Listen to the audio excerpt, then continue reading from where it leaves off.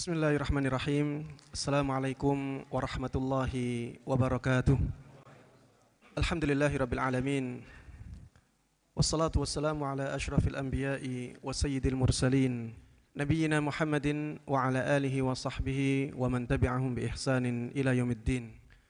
Allahumma inna nas'aluka bi asma'ikal husna wa sifatikal ula an tu'allimana ma yanfa'una wa an tanfa'ana bima 'allamtana wa an tazidana 'ilman wa 'amala wa an taj'ala hadzal 'amal khalisan liwajhikal karim wa an tusahhila lana umurana wa talabana fil 'ilmi wa an tusliha lana qulubana wa syu'unana kullaha wa an la takilana ila anfusina tarfata 'ain innaka waliyyu dzalika wal qadiru 'alaih.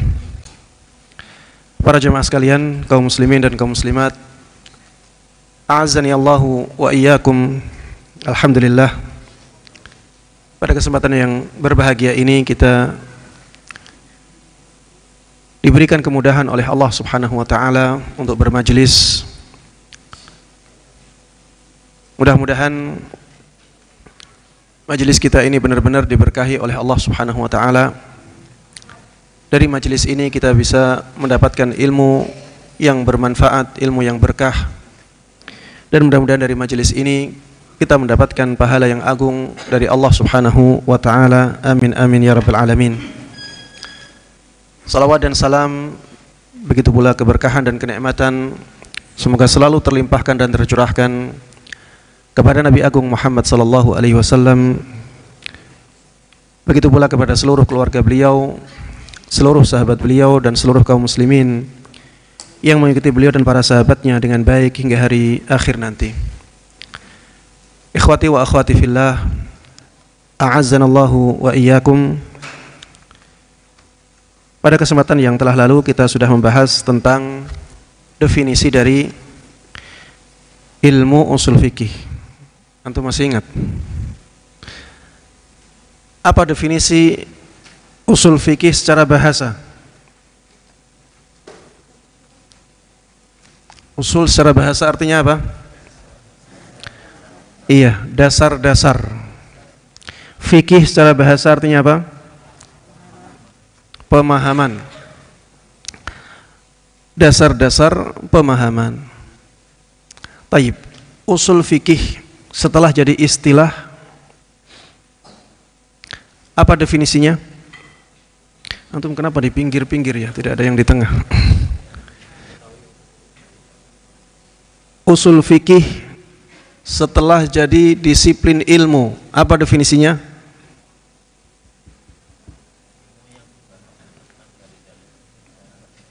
Iya, antum lupa semua sudah ya. Baik. Iya. Ilmu usul fikih adalah ilmu yang membahas tentang tiga masalah yang paling mendasar dalam ilmu usul fikih ya. Tiga masalah yang paling mendasar, yaitu dalil-dalil syariat secara global. Yang kedua, bagaimana cara mengambil manfaat dari dalil-dalil tersebut. Dan yang ketiga, kriteria orang yang mengambil manfaat dari dalil-dalil itu. Itulah ilmu usul fikih ya. Setelah kita mengetahui ilmu usul fikih ini dan hakikatnya, kita taib sampai mana kemarin?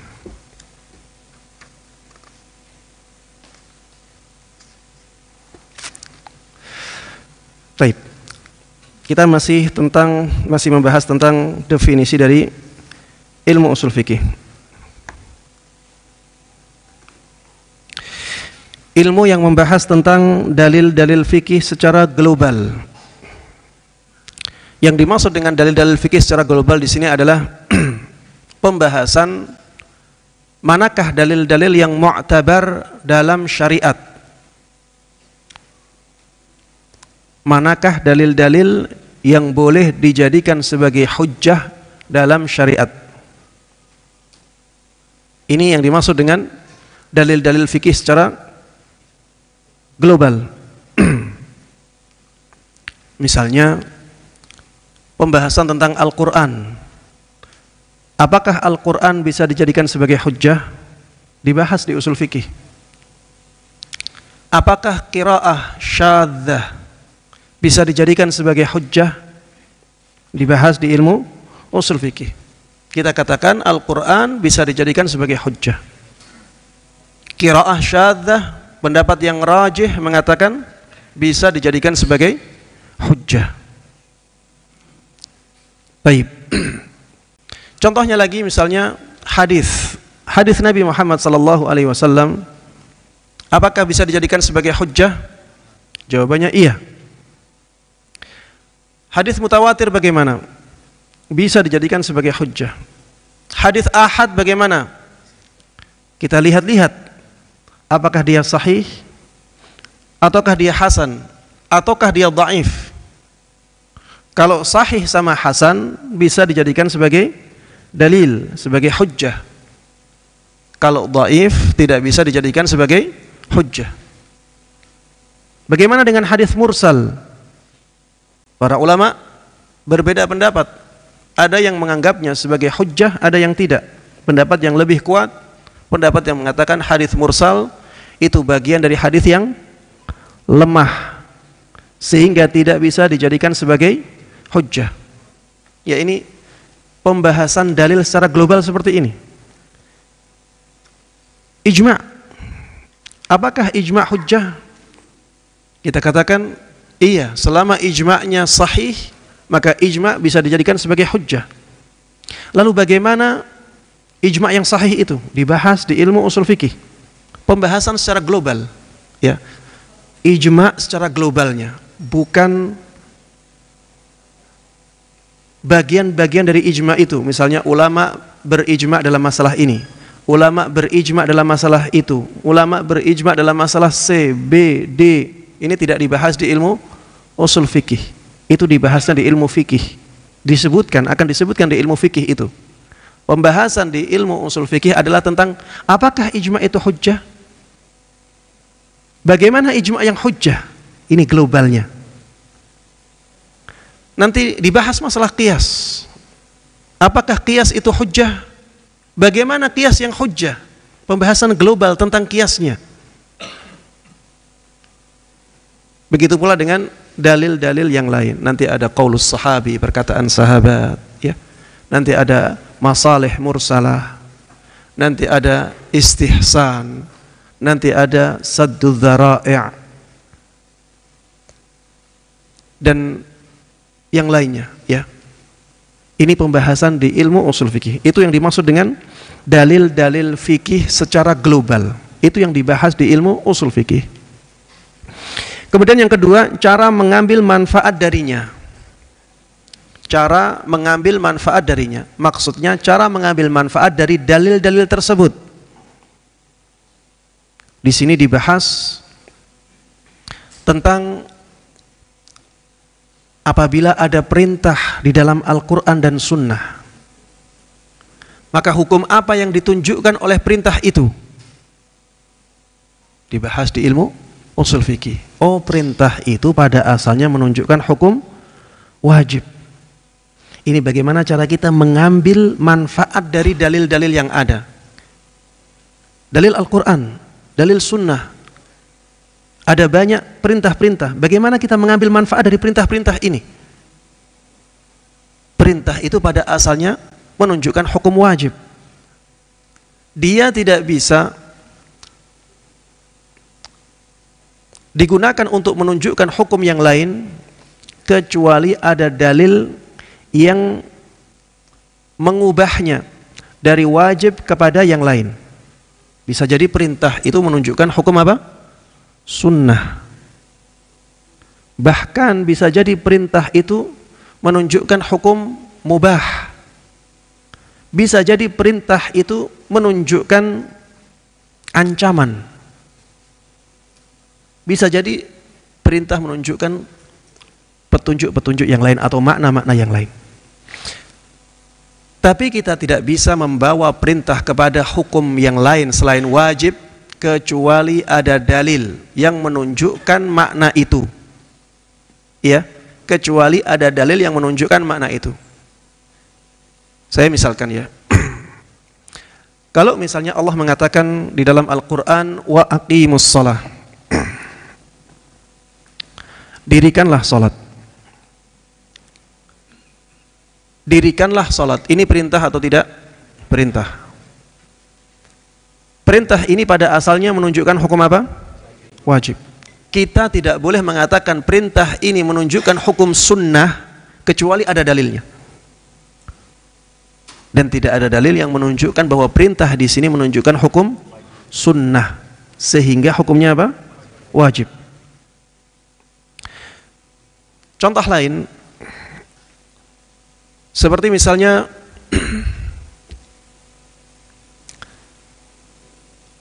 larangan.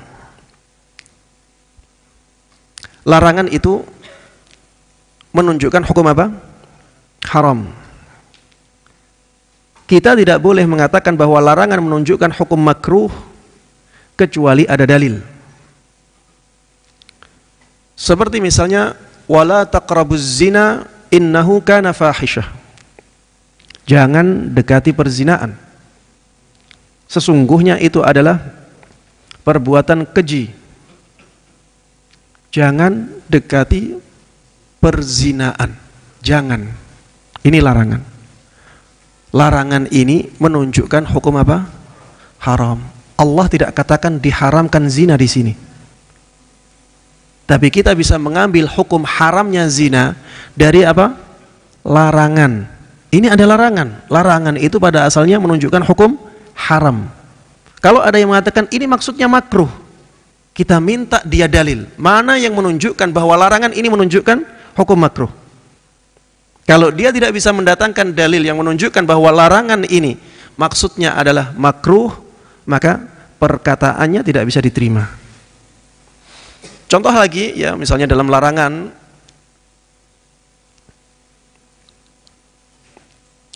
la yashrabanna ahadukum qa'ima faman syariba qa'ima falyastaqi. Jangan sampai salah seorang dari kalian minum dalam keadaan berdiri. Barang siapa yang minum dalam keadaan berdiri, maka muntahkanlah. Berusahalah untuk memuntahkannya. Ini hadis sahih. La yashrabanna. Jangan sekali-kali salah seorang dari kalian minum dalam keadaan berdiri. Larangan tidak? Larangan. Pada asalnya larangan menunjukkan hukum haram. Tapi apakah larangan di sini menunjukkan hukum haram? Jawabannya makruh. Ya, ini tidak menunjukkan hukum haram. Ketika kita katakan ini makruh, kita harus mendatangkan dalil. Mana dalil yang menunjukkan bahwa larangan ini menunjukkan hukum makruh? Dalilnya hadis Nabi Muhammad SAW. Rasulullah SAW ketika minum air Zam-Zam di haji wadanya, beliau minum dalam keadaan berdiri. Kalau minum dalam keadaan berdiri hukumnya haram, tentunya Rasulullah SAW akan berusaha untuk duduk. Tapi ternyata beliau tidak berusaha untuk duduk. Memang ketika itu keadaannya ramai. Haji wada beliau bersama banyak sekali sahabat beliau. Dalam keadaan ramai. Kalau itu haram, harusnya beliau tetap berusaha untuk duduk. Tapi ternyata tidak. Beliau tetap berdiri. Minum dalam keadaan berdiri. Kemudian disebutkan juga dalam hadis Nabi Muhammad SAW, beliau pernah minum di rumah beliau dalam keadaan berdiri.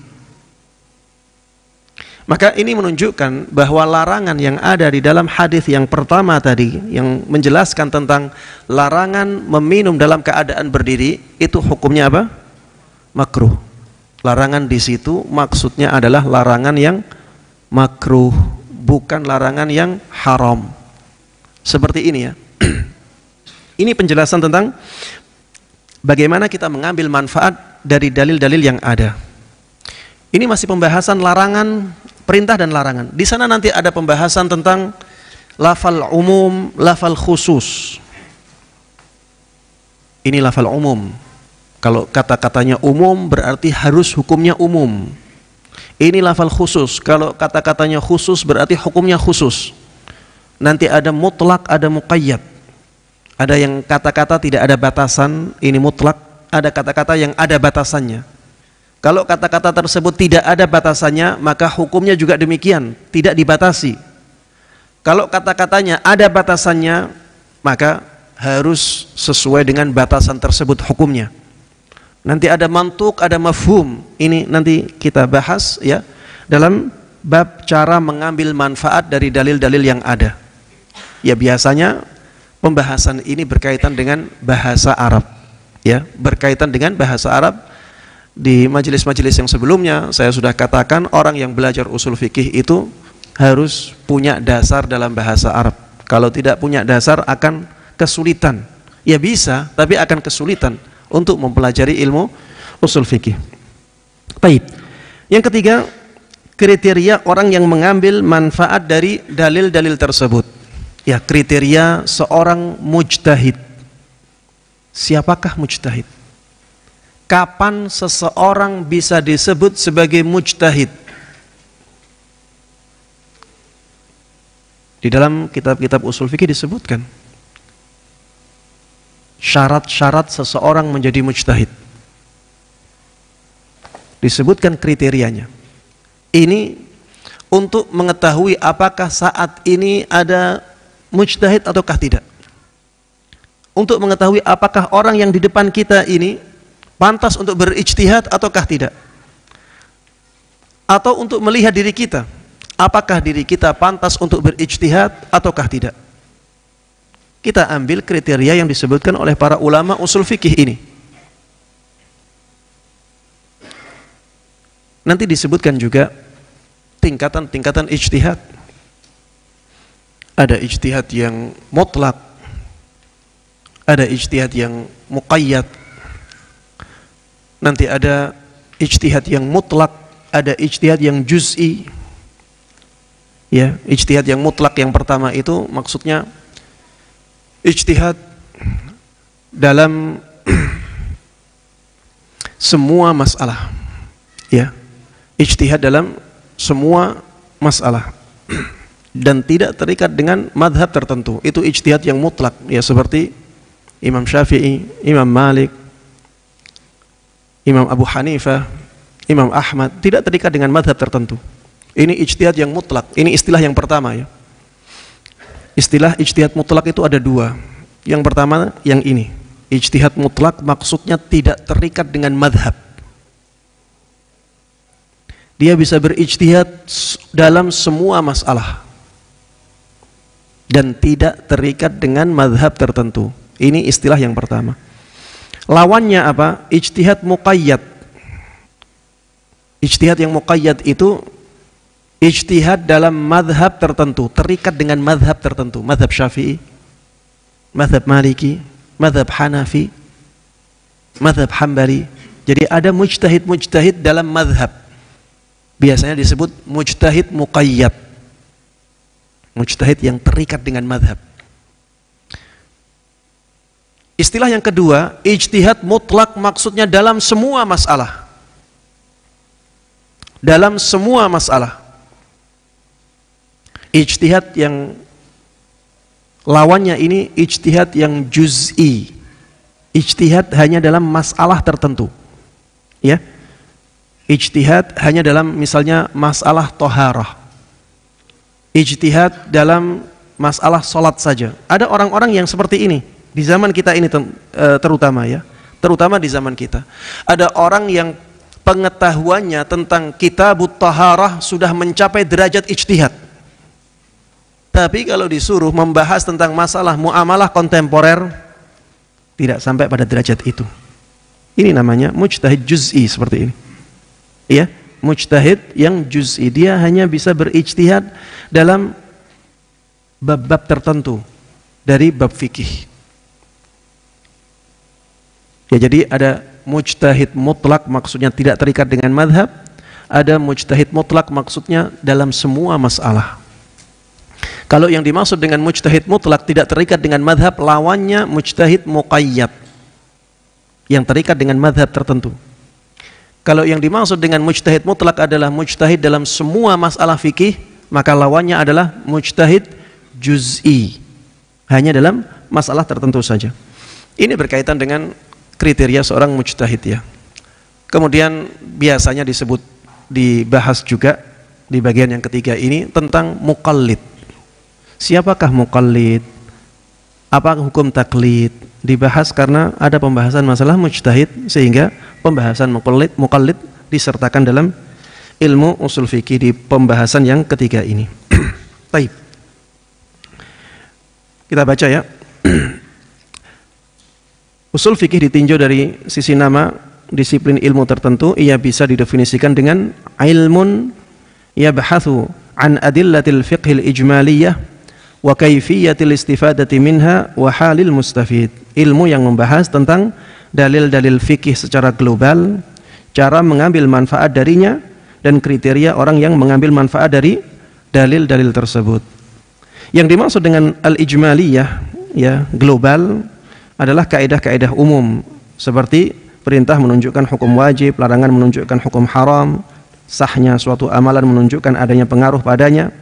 Karena itu dalil-dalil terperinci tidak termasuk di dalamnya dan tidak akan disebutkan dalam usul fikih, melainkan hanya sebagai contoh atau kaidah tertentu. Syekh Utsaimin rahimahullahu taala menjelaskan seperti ini ya. Tapi kalau kita melihat kitab-kitab usul fikih yang lain, maka kebanyakan ulama usul fikih menyebutkan bahwa yang dimaksud dengan dalil-dalil fikih secara global, pembahasan dalil-dalil fikih secara global itu pembahasan tentang mana dalil yang mu'tabar, mana yang tidak, ya. Mana dalil yang bisa dijadikan hujjah, mana yang tidak bisa dijadikan sebagai hujjah. Itu pembahasan tentang dalil-dalil secara global. Kemudian beliau mengatakan di sini yang dimaksud dengan wa kaifiyatil istifadati minha, atau cara mengambil manfaat darinya, adalah mengetahui bagaimana menyimpulkan hukum-hukum dari dalil-dalilnya dengan cara mempelajari makna-makna yang ditunjukkan oleh lafal-lafal, ya. Ya, seperti perintah. Perintah menunjukkan hukum wajib, larangan pada asalnya menunjukkan hukum haram. Ya, di sini disebutkan ada khusus, ada umum, ada itlaq, ada taqyid, ada nasikh, ada mansukh, dan lain-lainnya. Dengan mengetahui hal-hal tersebut, seseorang dapat mengambil faidah hukum dari dalil-dalil yang ada. Yang dimaksud dengan wahalul mustafid, ya, ini dalam definisi ya. Wahalul mustafid, keadaan orang yang mengambil manfaat dari dalil-dalil tersebut adalah mengetahui keadaan seorang mujtahid. Mujtahid disebut sebagai orang yang mengambil manfaat dari dalil karena dia menjadi orang yang bisa mengambil manfaat berupa hukum-hukum dari dalil-dalil yang ada, karena telah sampainya dia kepada derajat ijtihad.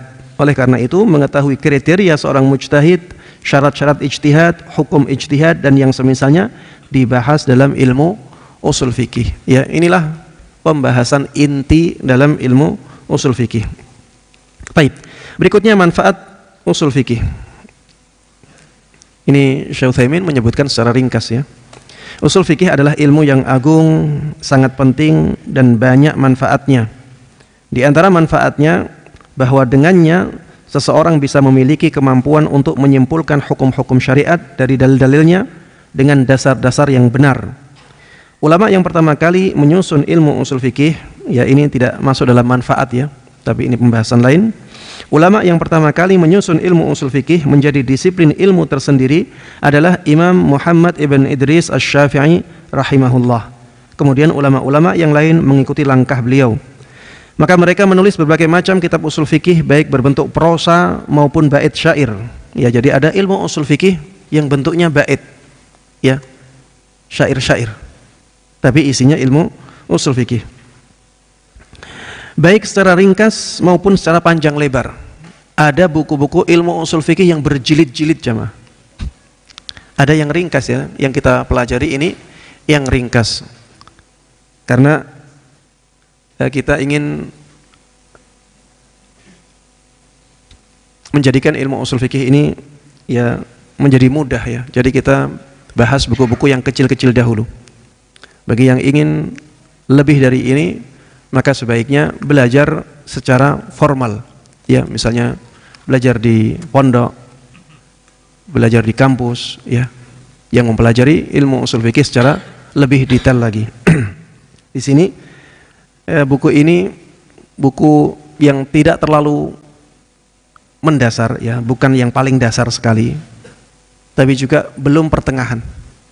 Ini masih masih dasar tapi sudah lumayan lengkap, ya. Sudah lumayan lengkap. Tidak seperti al-waraqat, ya. Kalau al-waraqat itu benar-benar ringkas banget. Hanya 9 halaman dalam bahasa Arabnya. Al-waraqat. Kalau ini ya dalam bahasa Arabnya pun sampai ratusan halaman, ya. Ada lebih dari 100 halaman dalam bahasa Arabnya. Baik. Jadi buku-buku usul fikih ada yang ringkas, ada yang panjang lebar. Taib, hingga akhirnya usul fikih menjadi suatu bidang ilmu yang mempunyai struktur yang lengkap dan keistimewaan tersendiri. Taib, selanjutnya kita masuk ke pembahasan hukum-hukum syariat.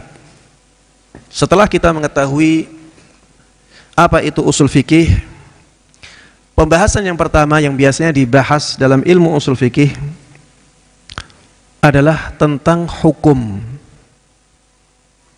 Tentang hukum. Mungkin ada yang bertanya, Ustadz, pembahasan hukum tidak disebutkan di dalam definisi ilmu usul fikih. Ada 3 pembahasan utama dalam ilmu usul fikih. Dalil yang mu'tabar, bagaimana mengambil manfaat dari dalil itu, dan siapa yang pantas mengambil manfaat dari dalil itu. Di sini tidak disebutkan hukum. Kenapa di sini disebutkan hukum? Jamaah sekalian rahimana wa rahimakumullah, karena nanti ketika kita sudah masuk ke pembahasan inti, disebutkan ini hukumnya wajib, ini hukumnya haram, ini hukumnya makruh, ini hukumnya sunnah, ini mubah.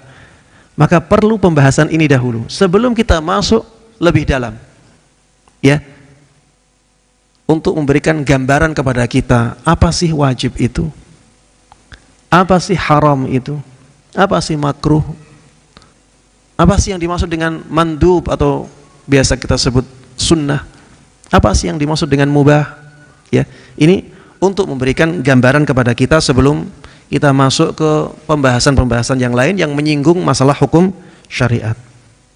Baik, disebutkan di sini al-ahkam, hukum-hukum syariat merupakan bentuk jamak dari al-hukmu yang secara bahasa berarti putusan. Adapun secara istilah, hukum adalah maqtadahu khitabus syara' al-muta'alliq bi af'alil mukallafin min talabin aw takhyirin aw wada'. Segala sesuatu yang ditunjukkan oleh khitab syar'i. Yang dimaksud dengan khitab syar'i di sini adalah perkataan syariat yang berkaitan dengan perbuatan-perbuatan para mukallaf yang berupa talab, ya, baik berupa talab. Subhanallah, sudah masuk waktu Isya, ya. Baik berupa talab. Baik berupa talab ini kaitannya dengan khitab syar'i, ya, perkataan syariat baik berupa talab. Maksudnya seperti itu, ya. Baik berupa talab ini berkaitan dengan perkataan syariat. Baik perkataan itu berupa talab, talab itu tuntutan, atau berupa takhyir, memberikan pilihan, atau wada', penetapan. Inilah hukum syariat. Hukum syariat itu sesuatu yang ditunjukkan oleh perkataan syariat. Sesuatu yang ditunjukkan oleh perkataan syariat dan dia berkaitan dengan perbuatan para mukallaf.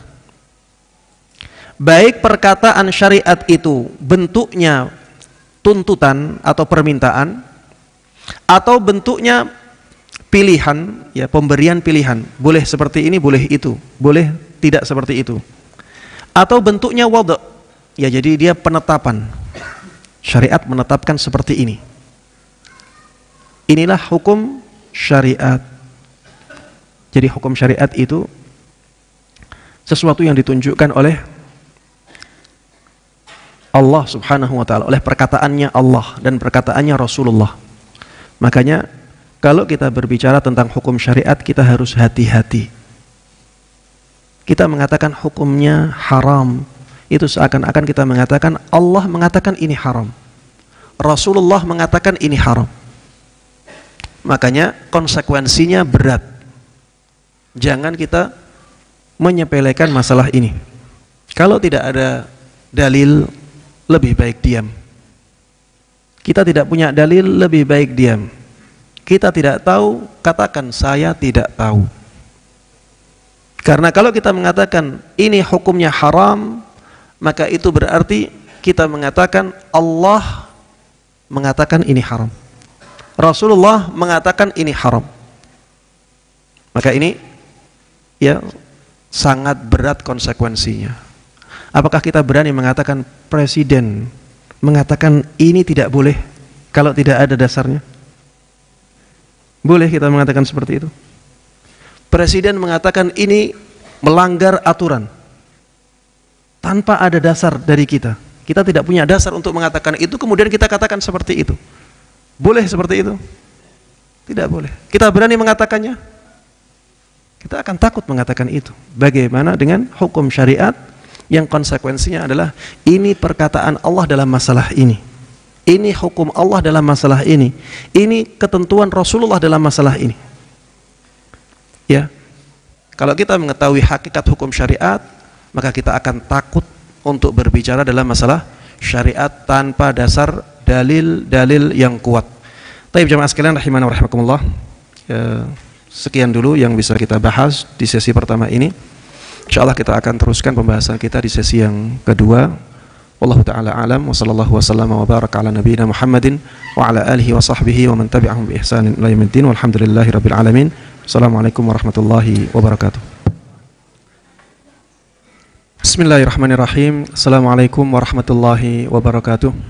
Alhamdulillah wassalatu wassalamu ala Rasulillah wa ala alihi wa sahbihi wa walah, amma ba'd. Ikhwah sekalian wa akhwati fillah, saya ingin menjelaskan dengan papan tulis mungkin lebih mudah untuk difahami, ya.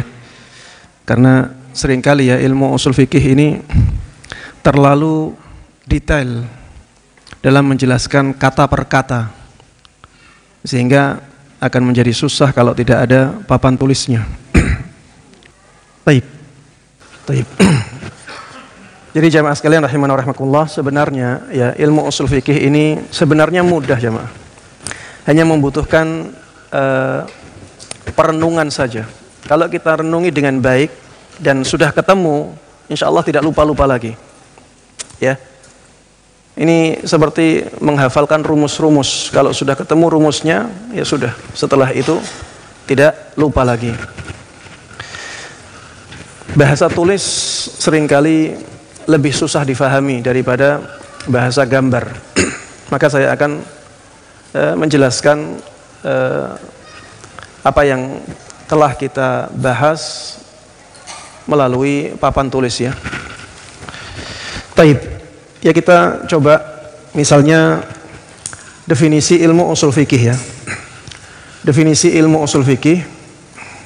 Ilmu usul fikih. Kita kemarin membahas tentang usul itu apa, fikih itu apa. Ya, usul dasar. Dasar. Ini secara bahasa, fikih secara bahasa pemahaman. Kemudian ketika usul fikih ini disatukan menjadi ilmu, disiplin ilmu tertentu, maka usul fikih adalah ilmu yang membahas dalil-dalil secara global. Kemudian ya ini yang pertama. Kemudian cara mengambil manfaat dari dalil-dalil yang ada, dalil-dalil tersebut. Kemudian yang ketiga, wahalul mustafid, kriteria orang yang mengambil manfaat dari dalil-dalil tersebut. Iya, ini yang pertama dibahas dalam ilmu usul fikih. Ini yang kedua. Ini yang ketiga. Baik.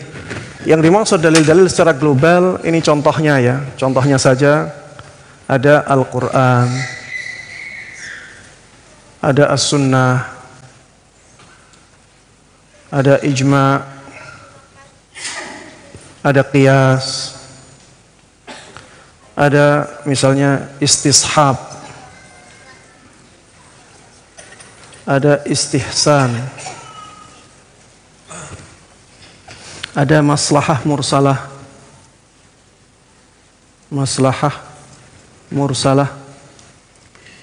ada saddud dzara'i,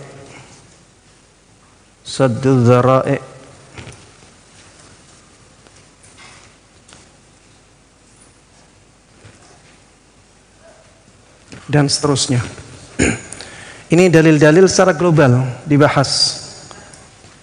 Ada qaulus sahabi, ya. Ini dalil-dalil secara global dibahas di ilmu ushul fikih. Cara berdalil dengan Al-Quran syaratnya apa? Berdalil dengan sunnah syaratnya apa? Berdalil dengan ijma' syaratnya apa? Qiyas bagaimana? Ini dibahas di ilmu ushul fikih di bagian yang pertama ini. Bagian yang kedua, cara mengambil dalil, cara mengambil manfaat dari dalil. Nanti ada pembahasan, ini biasanya bentuk-bentuk kalimat, bentuk-bentuk kata, ya. Seperti kata ini perintah atau larangan, dibahas dalam ilmu ushul fikih, ya. Perintah dan larangan. Hakikat perintah itu apa, hakikat larangan itu apa, dibahas di ilmu ushul fikih. Nanti lafal-lafal redaksi perintah itu apa saja dalam bahasa Arab, redaksi larangan dalam bahasa Arab itu apa saja, dibahas di sini. Cara mengambil manfaat dari dalil-dalil tersebut. Ada nanti kata umum, kata khusus, ya. Dia bentuk kalimat, bentuk kata, ini umum atau khusus. Sebagaimana ini, bentuknya perintah atau larangan. Bentuk kata dalam bahasa Arab. Kata umum itu redaksinya apa saja, kata khusus redaksinya apa saja, kata umum itu menunjukkan hukum apa. Ini dibahas dalam bagian yang kedua ini. Ada juga nanti ada mantuk, sebelum mantuk ini ada mutlak, ada muqayyad. Nanti ada mantuk, ada mafhum. Nanti ada nas, ada zahir, ada mujmal. Ini bentuk kata dalam bahasa Arab. Nanti ada pembahasan yang lain, ya, dan seterusnya. Kemudian bagian yang ketiga, ini pembahasan tentang misalnya ijtihad. Pembahasan tentang sebentar. Pembahasan tentang mujtahid.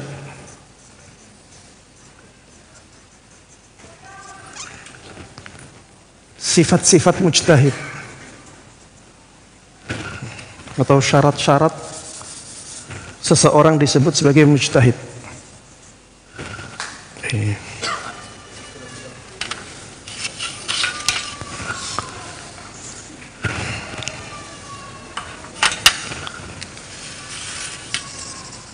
Baik, syarat mujtahid.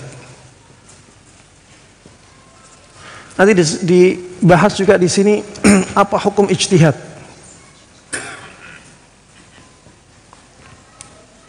Dibahas juga macam-macam mujtahid.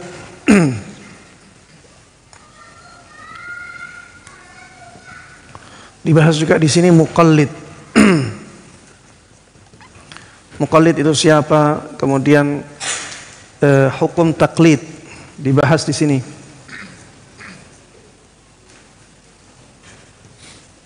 Apa kewajiban muqallid?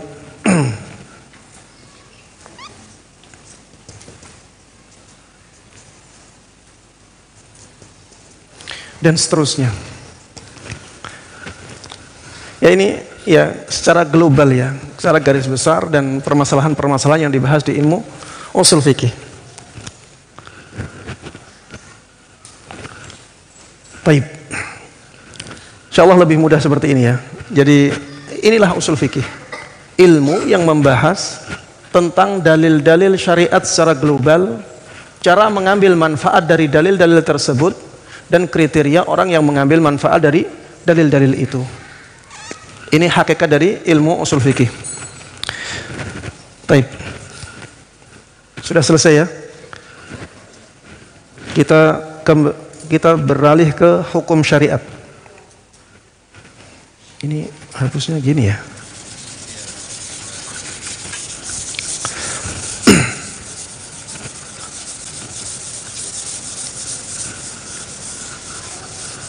Apa hukum syariat jemaah? Tadi apa hukum syariat? Secara bahasa apa? Putusan atau keputusan. Hukum secara bahasa Arab, dalam bahasa Arab hukum itu diantara maknanya keputusan. Baik, hukum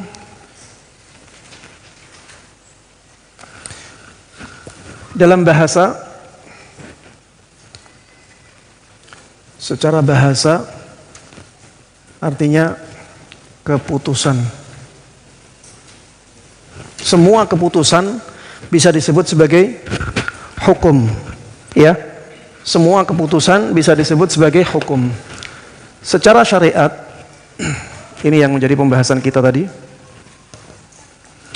Hukum adalah maqtadahu khitabus syar'i al-muta'alliq bi af'alil mukallafin min talabin aw takhyirin aw wada', yang artinya sesuatu yang ditunjukkan oleh perkataan syariat ya, mungkin tidak sama persis dengan terjemahan ya, tapi maksudnya seperti ini.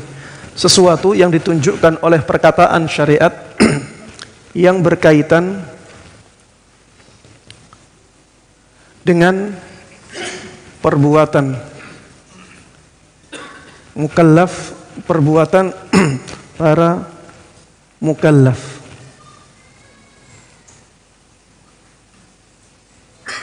Baik, sampai di sini dulu. Inilah hakikat hukum syariat.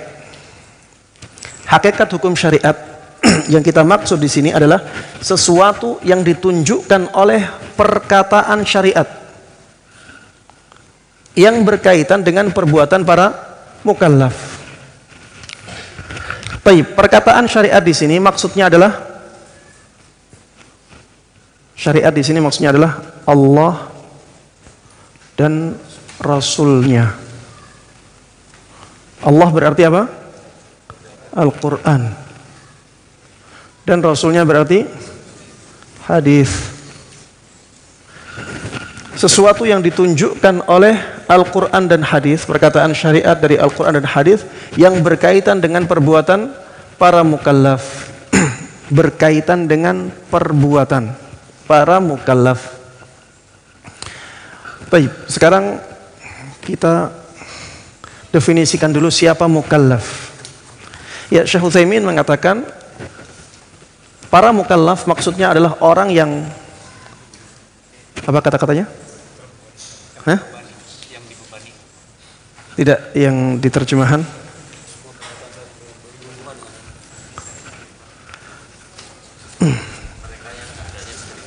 Mereka yang keadaannya bisa dikasih tanggungan, bisa diberi taklif, bisa diberi tanggungan. Ya, beliau memaknainya seperti itu ya. Jadi mukallaf di sini maksud beliau mereka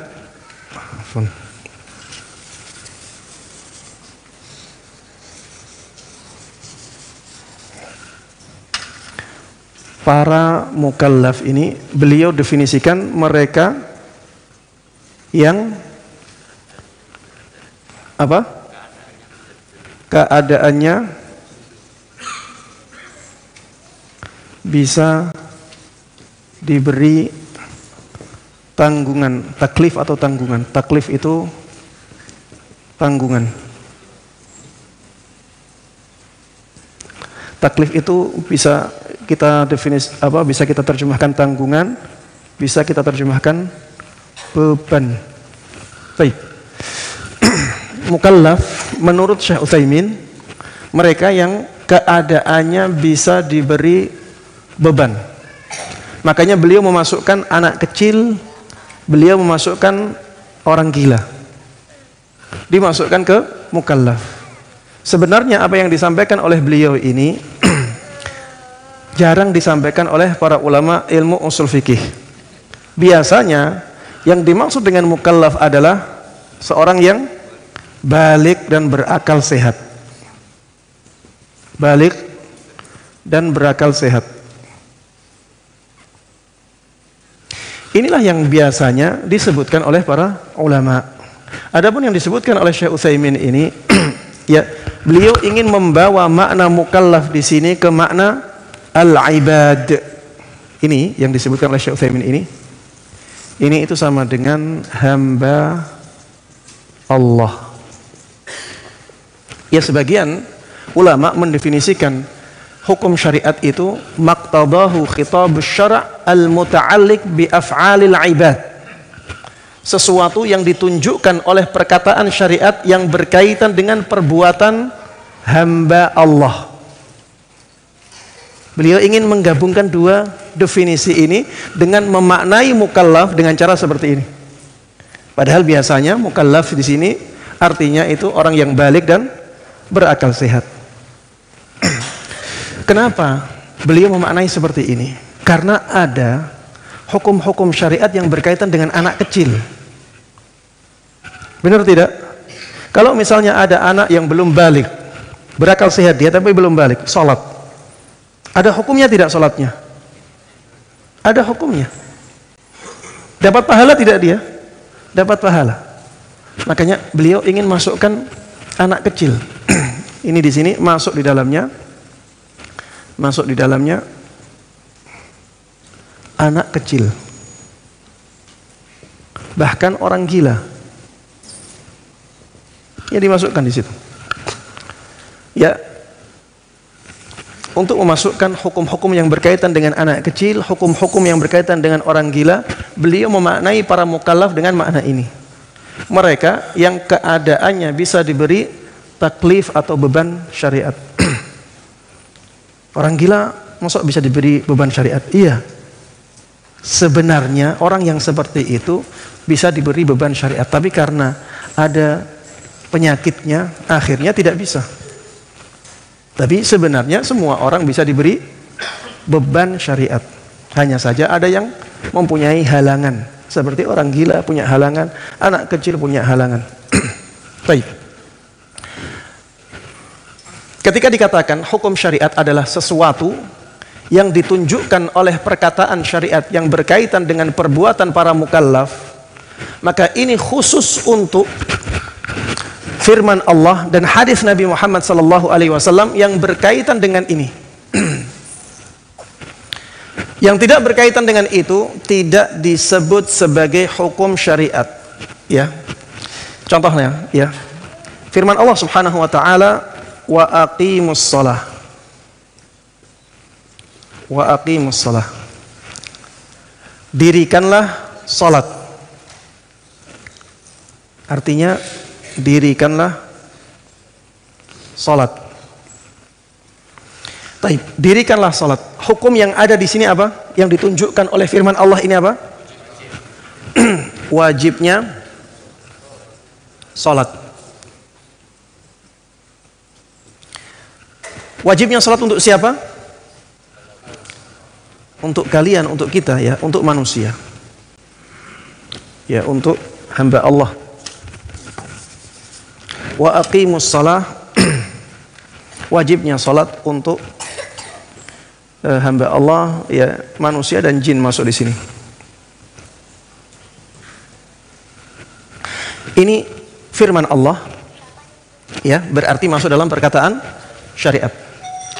Kemudian berkaitan dengan perbuatan para mukallaf, iya, berkaitan dengan perbuatan para mukallaf. Maka ini disebut, ya, yang ditunjukkan oleh perkataan ini namanya apa? Hukum syariat. Baik. Ustaz, apakah ada firman Allah yang tidak berkaitan dengan perbuatan para mukallaf? Jawabannya banyak. Seperti misalnya, innallaha ala kulli syai'in qadir. Sesungguhnya Allah Maha berkuasa atas segala sesuatu. Ini firman Allah tidak?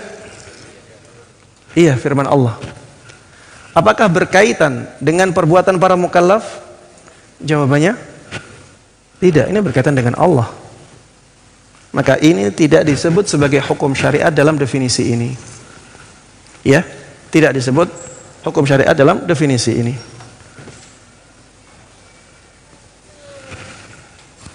Misalnya lagi yang berkaitan dengan malaikat.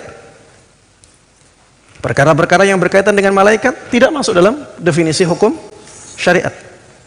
Firman Allah, perkataan-perkataan syariat yang berkaitan dengan surga, berkaitan dengan neraka, berkaitan dengan hari akhir, tidak masuk dalam hukum syariat.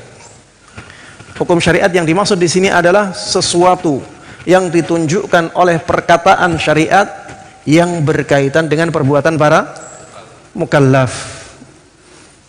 Jelas di sini sudah? Baik. Kemudian setelah itu, sesuatu yang ditunjukkan oleh perkataan syariat yang berkaitan dengan para mukallaf ini, perkataan syariat ini disebutkan jenisnya ada 3 di dalam definisi selengkapnya. Apa? Ada 3. Ada yang berupa apa? Tuntutan. Ya, perkataan syariat ada yang berupa tuntutan, ada yang berupa pilihan, ya, pemberian pilihan. Ada yang berupa penetapan. Yang saya maksud baik berupa tuntutan, pilihan, penetapan itu berkaitan dengan perkataan, maksudnya seperti ini. Bahwa perkataan syariat itu kalau kita bagi-bagi dalam hal ini ada yang berupa tuntutan. Seperti ini tuntutan. Wa aqimus shalah.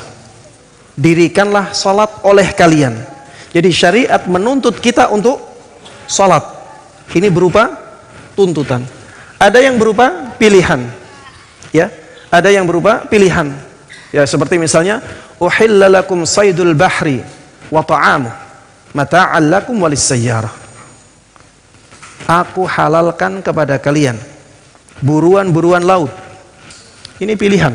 Kalian boleh berburu, boleh tidak. Kalian boleh makan ikan yang ada di lautan atau hewan-hewan yang ada di lautan, boleh tidak. Ada pilihan. Ya, itulah mubah. Dan ada penetapan. Ya, penetapan ini bisa berupa tanda, penetapan tanda, bisa berupa penetapan sifat. Ya, penetapan di sini nanti ada 2 ya. Tuntutan juga ini banyak, pembagiannya banyak. Tapi kalau saya bawa kemana ya?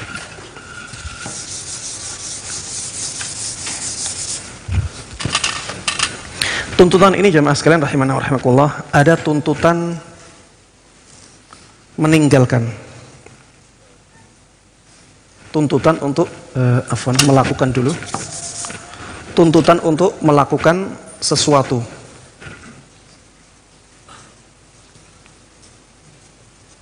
Ada tuntutan untuk meninggalkan sesuatu. Baik. Tuntutan melakukan sesuatu dan meninggalkan sesuatu ini terbagi menjadi 2 lagi. Ya, tuntutan yang mewajibkan atau mengharuskan. Tuntutan yang tidak mengharuskan.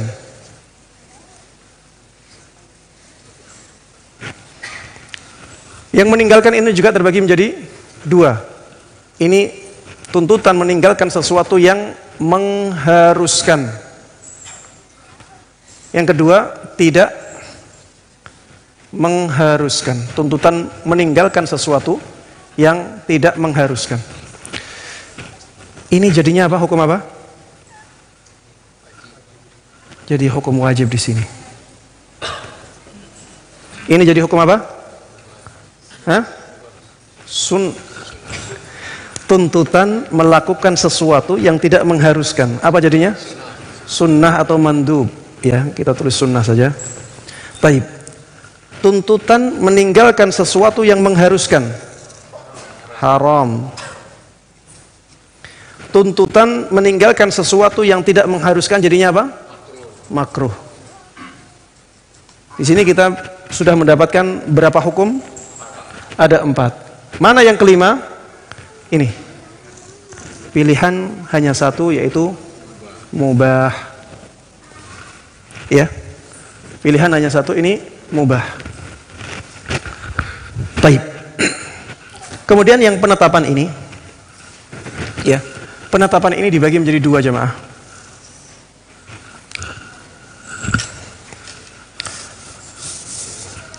Ada penetapan tanda,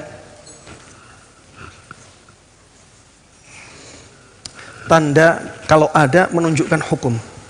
Tanda ini kalau ada menunjukkan hukum. Syariat menetapkan tanda ini sebagai petunjuk hukum. Ada sifat. Syariat menetapkan sifat tertentu.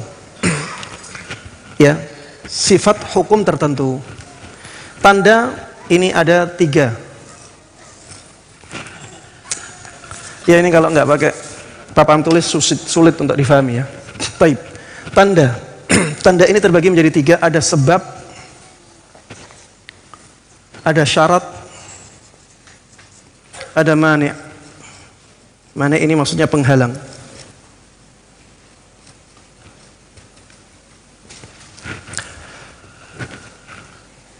Baik. Sebab itu apa? Syarat itu apa? Mani' itu apa?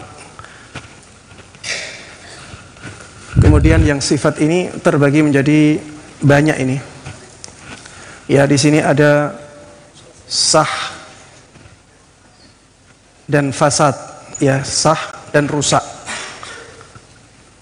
Fasid atau fasad. Ya, sudah nanti kita jelaskan ya. Nanti ada di sini sifat sah, maksudnya salat ini sah. Itu sifat ya. Salat ini tidak sah, itu sifat. Nanti ada rukhs, ada azimah, ada rukhsah. Nanti ada di sini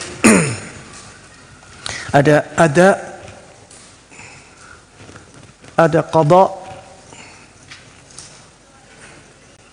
ada i'adah.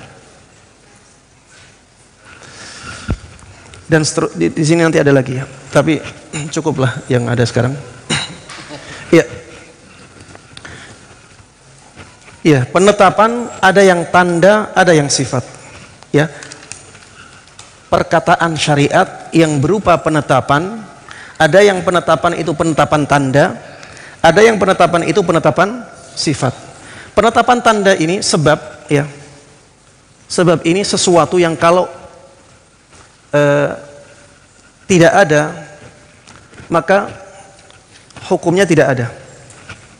Ma yalzamu min adamihil adam wa yalzamu min ma yalzamu min wujudihi wujud wa yalzamu min adamihil adam. Sesuatu yang kalau ada, sesuatu yang kalau dia ada, maka yang lain harus ada. Maka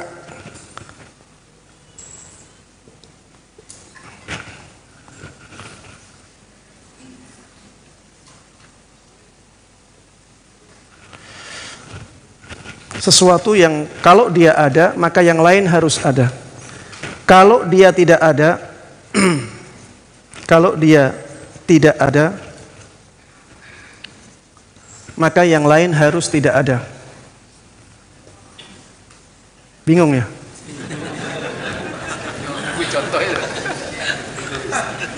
Sebab ini definisinya para ulama usul fikih. Mereka contohkan apa? Masuknya waktu zuhur, tergelincirnya matahari.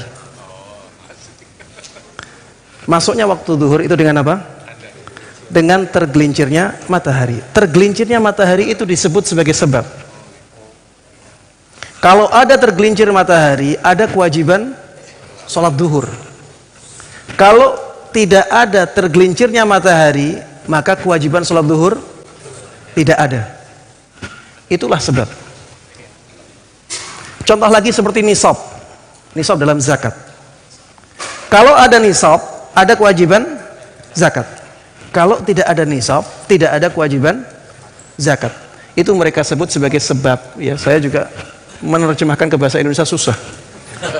Ma yalzamu min wujudihi wujud wa yalzamu min adamihi al-adam. Ma yalzamu min wujudihi ma yalzamu min wujudihi al-wujud wa yalzamu min adamihi al-adam. Sesuatu yang kalau dia ada, maka yang lain harus ada. Ada tergelincir matahari, kewajiban salat duhur harus ada. Ada nisab, maka kewajiban zakat harus ada. Tidak ada tergelincir matahari, maka kewajiban sholat duhur harus tidak ada. Tidak ada nisab, maka kewajiban zakat harus tidak ada. Itu sebab. Jadi ini adalah tanda. Tergelincirnya matahari itu tanda. Dengan adanya tergelincirnya matahari, kita tahu hukum Allah. Apa hukum Allahnya? Wajibnya sholat duhur. Itu tanda ya. Sama nisab, nisab itu tanda. Dengan adanya nisab itu tanda bahwa Allah mewajibkan kita berzakat. Ya, nisab itu jadi hukum, jadi penetapan. Nanti kita sebut ini hukum, ini juga hukum tertentu. Ya, taib. Syarat. Syarat ini definisi bahasa Arabnya ma yalzamu min adamihil adam wala yalzamu min wujudihi wujudun wala adam. Definisinya, sesuatu kalau dia tidak ada, maka yang lain harus tidak ada. Tapi kalau dia ada, belum tentu yang lain ada. Contohnya apa? Contohnya seperti wudu. Iya, kalau sholat tidak ada wudunya, pasti tidak sah. Kalau tidak ada wudunya pasti tidak sah. Makanya wudu dinamakan syarat. Ya, pembahasan kita tentang syarat. Wudu disebut syarat salat karena kalau tidak ada wudu pasti salatnya tidak sah. Tapi kalau ada wudu belum tentu orang salat. Ya, orang wudu belum tentu salat. Makanya definisi mereka, sesuatu yang kalau dia tidak ada mengharuskan yang lain tidak ada. Tapi kalau dia ada, belum tentu yang lain ada. Ya, ya saya sebutkan contohnya saja seperti wudu. Ya, kalau kita renungkan contohnya, insya Allah faham. Ya, wudu ini kalau tidak ada, sholatnya pasti tidak ada. Wudu itu syarat salat. Kalau wudu ada, belum tentu sholatnya ada. Ya, taib. Yang berikutnya manik penghalang. Ya seperti apa? Haid. Ya, mereka mendefinisikan dalam bahasa Arabnya ma yalzamu min wujudihil adam wala yalzamu min adamihi adam wala wujudun lidzatihi. Mereka mendefinisikan penghalang itu sesuatu yang kalau ada pasti yang lain tidak ada. Tapi kalau dia tidak ada belum tentu yang lain tidak ada. Ya seperti haid ya. Kita ingat-ingat haidnya. Haid itu penghalang sholat. Haid itu penghalang sholat. Kalau ada haid, pasti sholatnya tidak ada. Tapi kalau tidak ada haid, belum tentu orangnya sholat. Itulah mani'. Itulah penghalang. Ya, jadi haid ini menjadi